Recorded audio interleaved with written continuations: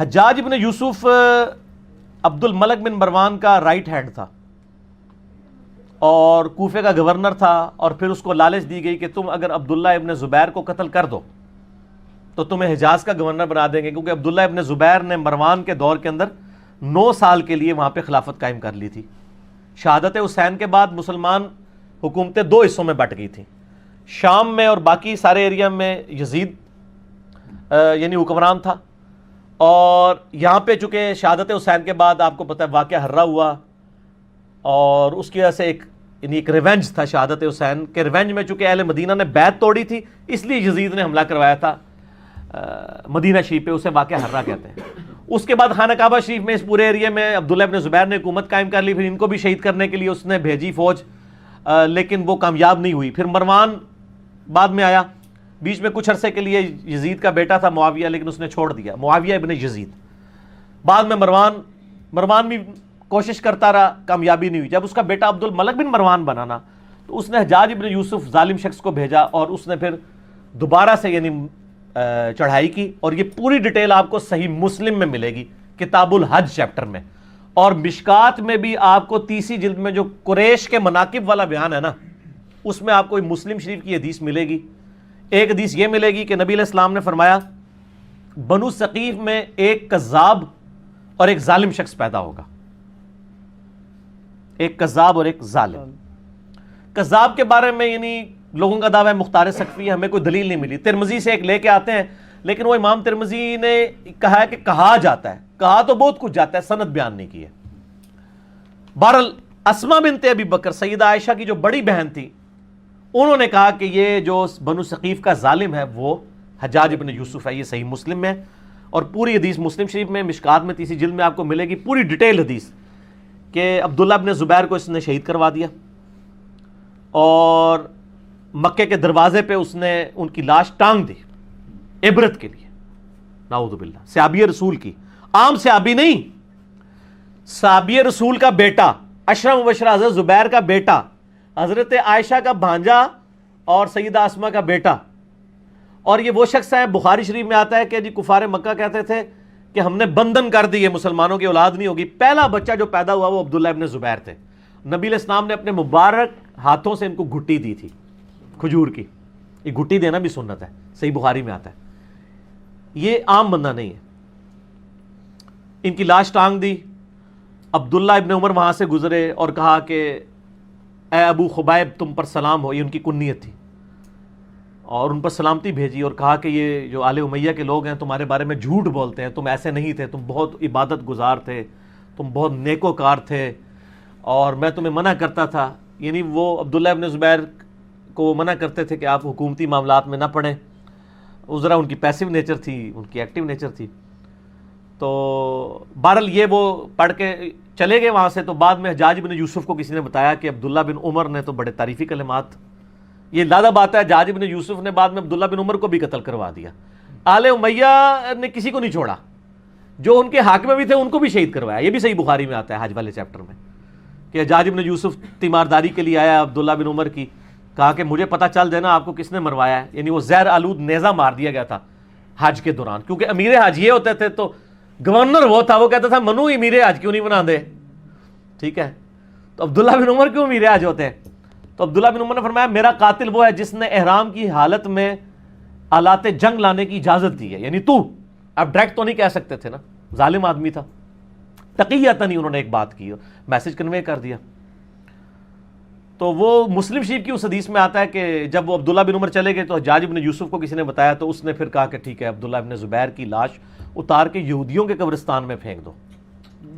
یہ وہ لوگ ہیں سر، یہاں لوگ آل امیہ کانفرنسز کروا رہے ہیں، یہ صحابہ کی لاشوں کو ان لوگوں نے، یہ مسلم شریف ہے سر، یہ موضوعات شریف نہیں ہے، یا یہ تاریخ شریف نہیں ہے آل امیہ اور آل عباس کی لکھوائی بھی، یہودیوں کے قبرستان میں لاش پھینک دی، اور پھر یہ کہا کہ اس کی ماں کو بالوں سے گھسیٹ کے میرے پاس لے کے آؤ، یہ مسلم شریف کے الفاظ ہیں۔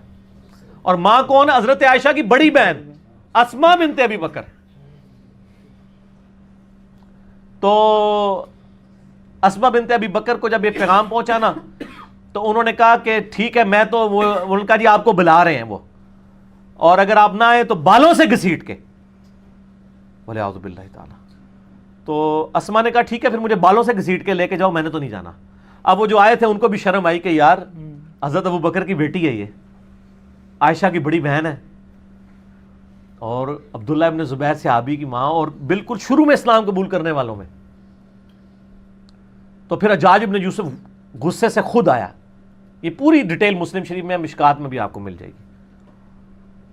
آیا غصے سے اور آ کے اسما بنت ابی بکر کو کہتا ہے کہ دیکھ میں نے تیرے بیٹے کے ساتھ کیا اشر کیا ہے. ایک ماں اس کے بچے کی لاش کو لٹکایا اتنے دنوں کے لیے، اور پھر آ کے یہ بات بھی کر رہا ہے. تو اسما بنت ابی بکر نے صحیح پھکی والا جواب دیا آگے سے. اس نے کہا دیکھ میں نے اس کو کیسا برباد کیا. اس نے کہا حجاج تو نے میرے بیٹے کی دنیا برباد کی ہے، اس نے تیری آخرت برباد کر دی ہے. تو نے میرے بیٹے کی دنیا برباد کی، اس نے تیری آخرت برباد کر دی. تو کامیاب کون ہوا؟ عبداللہ ابن زبیر. اور آگے مسلم شریف کے الفاظ ہیں کہ اسما بنت ابی بکر کہتی ہے کہ ہم نے رسول اللہ سے سنا تھا کہ بنو ثقیف میں ایک کذاب اور ایک ظالم پیدا ہوگا. کذاب تو ہم دیکھ چکے، ظالم تو ہے. حجاج ابن یوسف سے کہا ٹھیک ہے. اور پھر فرمایا کہ میں نے سنا ہے تو مجھے کہتا ہے کہ 2 آزار بند والی. یہ سیدہ اسما کی یعنی آپ سمجھ لیں ایک خصوصیت کے طور پہ بیان کیا جاتا تھا، 2 آزار بند والی. تو اس نے کہا ہاں. تو ان کا تجھے پتا ہے یہ 2 آزار کیوں تھے؟ ایک یہ جو آزار میں باندھا کرتی تھی نا ابو بکر اور رسول اللہ صلی اللہ علیہ وسلم کا کھانا لے کے میں غار ثور میں جایا کرتی تھی، اور دوسرا آزار میری تہمت ہوتی تھی جس سے کوئی عورت بھی آزاد نہیں ہو سکتی، اور اس وجہ سے میرا نام پڑ گیا تھا 2 آزار بند والی، رسول اللہ صلی اللہ علیہ وسلم کا کھانا لے کے. تو آپ اندازہ کریں کہ آل امیہ نے ان لوگوں کو جنہوں نے اسلام کے لیے اتنی قربانیاں دی تھی ان کے ساتھ کیا کیا ظلم کیے ہیں. صرف آل رسول کے ساتھ ظلم نہیں کیے، باقی صحابہ کی اولاد کے ساتھ بھی. یہ جو آج جو ہے وہ سعودیہ کے ریال لے کے ان کے فضائل و برکات جھوٹے بیان کرنے کی کوشش کر رہے ہیں، ان کو پتہ نہیں ہے کہ یہ بھی کیا کر رہے ہیں. یہ اپنی دنیا بچانے کے چکر میں اپنی آخرت برباد کر رہے ہیں ان کی جھوٹی وکالت کر کے. اور سر آپ کو حقائق اگر جاننے ہیں نا تو آپ یہ میرا ریسرچ پیپر پڑھیں، واقعہ کربلا کا حقیقی پس منظر 72 صحیح الاسناد احادیث کی روشنی میں. اہل سنت کی مین سٹریم کی کتابوں سے میں نے 200 روایتیں جمع کی ہیں، اکثر بخاری اور مسلم سے. تو یہ جناب حجاج ابن یوسف تھا اور یہ اس کی اصلیت تھی. پھر اس کا اینڈ بھی ہوا ہے. سر ہر بندے کی اخیر ہوتی ہے نا، ہر بندے کی اخیر ہوتی ہے. پھر اس کو پھر کینسر ہو گیا تھا اور بڑی یہ بری بھیانک موت مرا ہے. اور موت کے اس نے آخری جس صحابی کو قتل کروایا وہ سعید ابن جبیر تھے، تابعی. ٹھیک ہے نا، وہ بھی بڑا دردناک واقعہ ہے، وہ میں بیان کروں تو آدھا گھنٹہ اور لگ جائے گا. اس کے بعد پھر وہ کسی پہ قادر نہیں ہوا قتل کرنے پہ. اور پھر بعد میں لوگوں نے خواب میں دیکھا ہے ان کا مجھے روزانہ ہر شخص کے بدلے میں 1 دفعہ قتل کیا جاتا ہے، اور اس کے بارے اس سعید ابن جبیر کو قتل کرنے کے بدلے میں 100 دفعہ قتل کیا جاتا ہے جو میں نے اس کے ساتھ ظلم کیا تھا. وہ بھی شیان علی میں سے تھے، خیر التابعین ہے سعید ابن جبیر رضی اللہ تعالیٰ عنہ، عبداللہ ابن عباس کے شاگرد. بہرحال یہ حجاج ابن یوسف کی پھر اخیر بڑی بری ہوئی ہے نا. یعنی یہ پھر بعد میں ولید ابن عبد الملک بنا، عبد الملک بن مروان کا بیٹا خلیفہ، اور اسی دوران ولید نے یہ مہم چلانی شروع کی کہ کیونکہ اس کے باپ نے وصیت کی تھی کہ میرے مرنے کے بعد میرا بیٹا ولید بنے گا، اس کے بعد اس کا چھوٹا بھائی سلمان بن عبد الملک بنے گا. تو اس نے یہ مہم چلائی کہ نہیں میرا بھائی نہیں بنے گا، میرے مرنے کے بعد میرا بیٹا کیوں نہ بنے. یہ تحریک اس نے چلائی. جب یہ تحریک چلائی نا تو سارے گورنر آپ کو پتا لائی لاگ ہوتے ہیں، سارے مان گئے. ایک گورنر ایسا تھا جس نے کہا کہ نہیں، وہ عمر بن عبدالعزیز تھے، مدینہ شریف کے گورنر عمر بن عبدالعزیز رحمہ اللہ تعالی. وہ بہنوئی بھی تھے اس کے ولید کے. مروان کے 2 بیٹے تھے، ایک عبد الملک اور ایک عبدالعزیز. عبدالعزیز کا بیٹا عمر بن عبدالعزیز ہے، یہ بھی مروان کی اولاد ہے. لیکن دیکھ لیں، اور اسی لیے ہم کہتے ہیں نا آل امیہ میں عمر بن عبدالعزیز. مولانا طارق جمیل صاحب کو میں کہتا ہوں نا آل امیہ میں عمر بن عبدالعزیز. ٹھیک ہے، آپ سمجھ آئی کیوں کہتے ہیں. تو عمر بن عبدالعزیز نے مخالفت کر دی. انہوں نے کہا نہ. اب وہ کیا ہوا کہ اس نے پکڑ کے عمر بن عبدالعزیز کو قید میں ڈال دیا. چونکہ عمر بن عبدالعزیز جو ہے نا وہ بڑے محبوب گورنر تھے اپنے علاقے کے.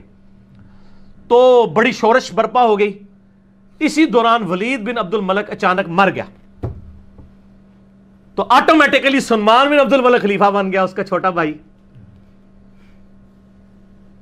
اور ان کی بہن تھی فاطمہ, وہ عمر بن عبد العزیز کی بیوی تھی. اس لیے کہتے ہیں فاطمہ سے زیادہ طاقتور عورت کبھی نہیں گزری, کہ جس کا باپ بھی 3 براعظموں کا خلیفہ, جس کے 4 بھائی 3 براعظموں کے خلیفہ, اور جس کا خاوند بھی 3 براعظموں کا خلیفہ. اور بڑی درویش عورت تھی وہ فاطمہ بنت عبد الملک بن مروان. تو فاطمہ جو تھی نا درویش عورت, اس کی بیوی. اب وہ سلمان بن گیا خلیفہ. سلمان جو خلیفہ بنا تو اس کو یہ چیز معلوم تھی کہ میری خلافت میں سب سے بڑی کنٹریبیوشن عمر بن عبد العزیز کی ہے. ٹھیک ہو گیا. یہ اس کے دماغ میں تھا کہ اگر عمر بن عبد العزیز نہ ہوتا تو میرا بھتیجا اس وقت خلیفہ ہوتا, اور مجھے تو اس نے معزول کر دیا تھا میرے بڑے بھائی نے. تو اس لیے وہ ان کو یعنی آگے آگے رکھتا تھا. مسجد نبی شریف کی امامت بھی کراتے تھے. انس بن مالک کے بارے میں سنن نسائی میں آتا ہے کہ میں نے رسول اللہ صلی اللہ علیہ وآلہ وسلم کے بعد بڑے عرصے کے بعد کسی ایسے شخص کے پیچھے نماز پڑھی ہے جو بالکل نبی علیہ السلام کے طریقے پہ ہمیں نماز پڑھاتا ہے, اور وہ عمر بن عبد العزیز ہے. 99 ہجری میں خلیفہ بنے, اور 101 ہجری میں صرف 38 سال کی عمر میں آل امیہ نے زہر دے کے ان کو شہید کر دیا. ٹھیک ہو گیا. تو عمر بن عبد العزیز جب خلیفہ بنے تو یعنی یہ گورنر تھے اور سلمان خلیفہ بن گیا. پھر انہوں نے مشورہ دیا کہ حجاج ابن یوسف کو معزول کیا جائے, یہ ظالم آدمی ہے.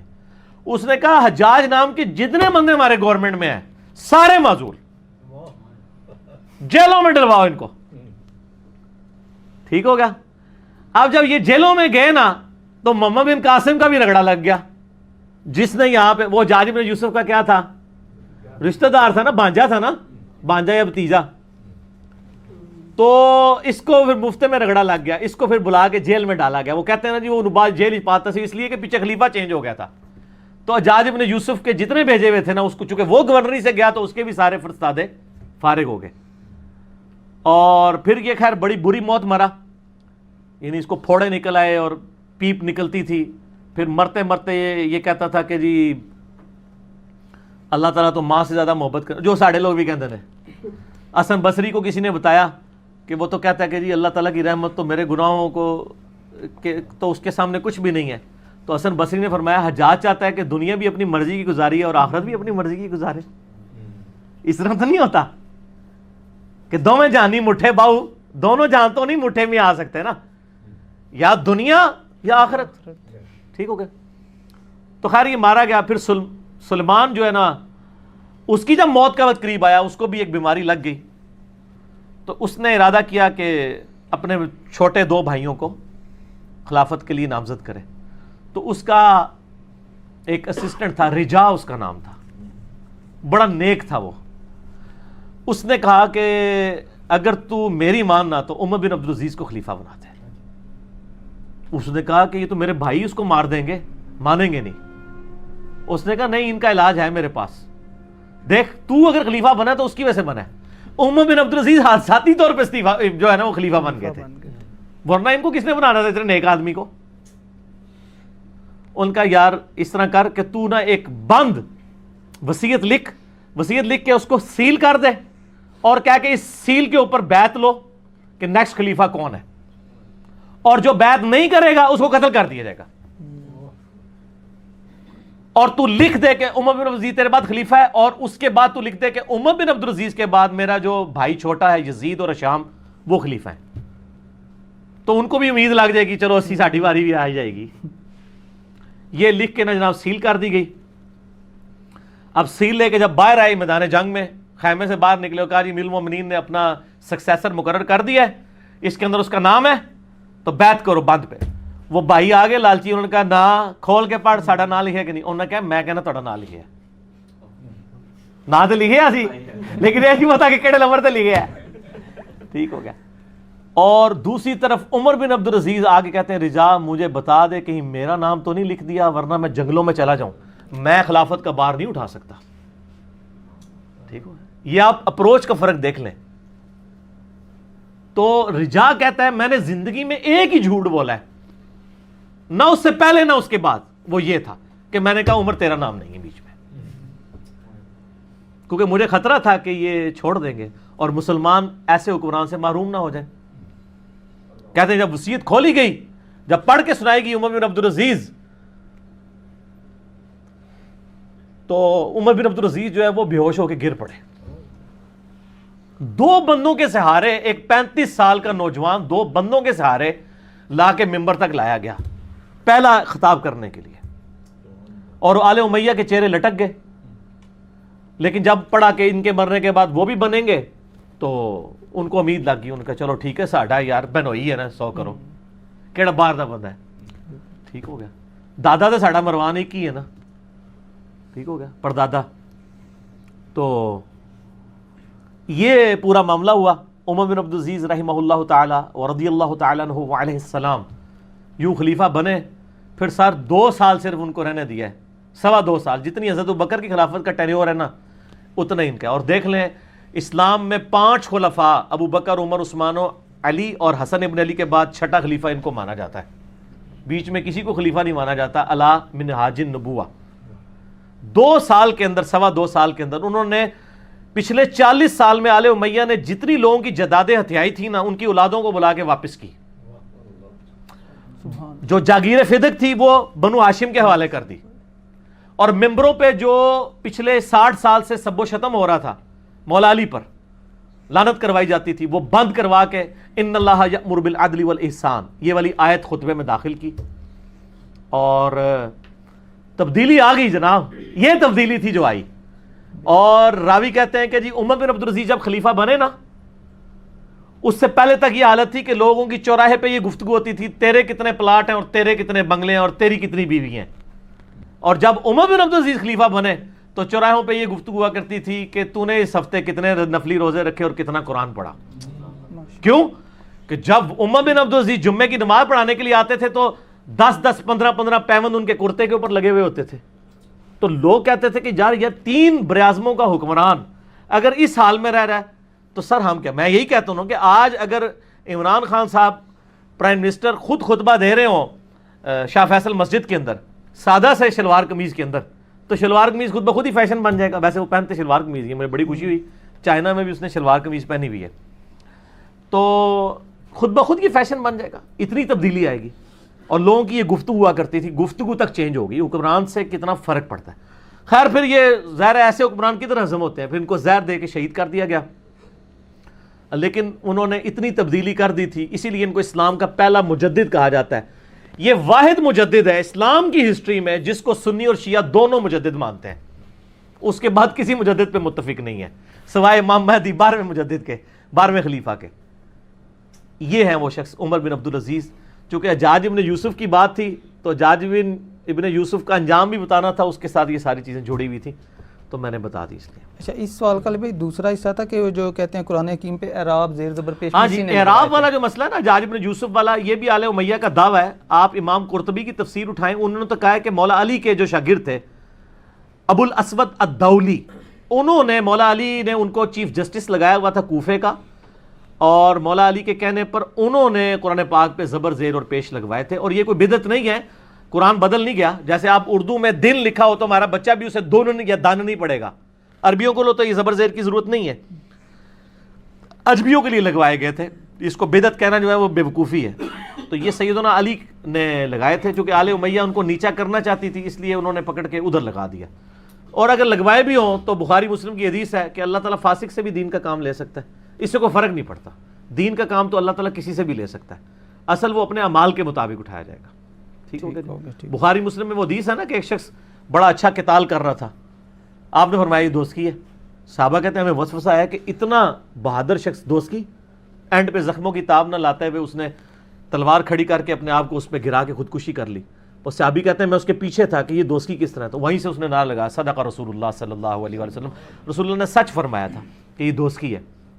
تو پھر آپ صلی اللہ علیہ وآلہ وسلم فرمایا کہ اٹھو بلال، اعلان کر دو کہ آخرت کا دار و مدار خاتمے کے اوپر ہے. خاتمہ اس کا خودکشی کے اوپر ہوا ہے، اس لیے وہ یعنی حرام موت مر گیا نا. بظاہر وہ قانونی طور پہ صحابی بھی تھا، مجاہد بھی تھا، سب کچھ تھا. اللہ نے وحی کے ذریعے بتا دیا کہ یہ دوست کی ہے. تو یہ بڑا خطرناک معاملہ ہے.